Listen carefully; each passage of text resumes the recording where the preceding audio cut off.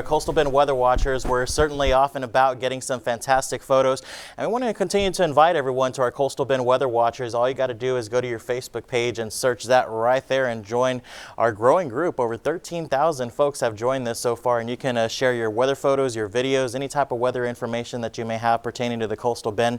We certainly encourage it, and some of it featured right here on Chris 6. I wanted to start off with that. So again, I just looked at a lot of the photos and they're just absolutely fantastic. All right, in the days ahead, hopefully you like the warm temperatures. Hey, we're in South Texas, so what's not to like, because they're going to stay above normal for us.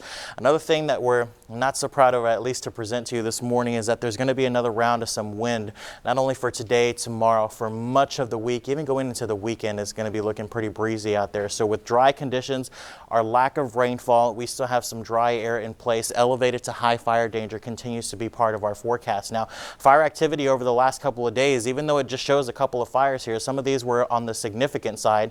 When you look at south central Texas, even down to the valley, parts of San Antonio, East Texas, looking at the state, there's just a lot of fire activity over the last 3 days. A good portion of these are small fires nonetheless. You have, of course, the large complex up in North Texas, but all that green that you see, there's a lot of light smoke in the air. So if you've been having a headache, having trouble breathing, anything like that, it's because there's a lot of smoke in there. There's just a lot going on out there. And even with today, we're still going to have that high fire danger across South Texas, so keep that in mind.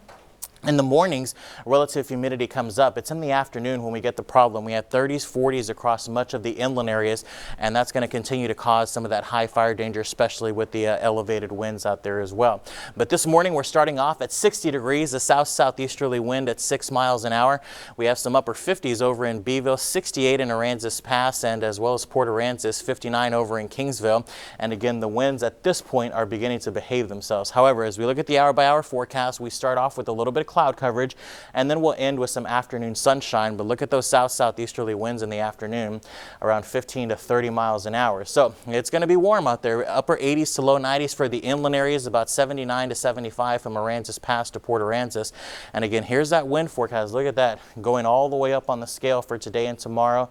It comes down a little bit on Wednesday and Thursday, but on Wednesday we'll get a Pacific frontal boundary coming in, and then we're going to look for some drier air.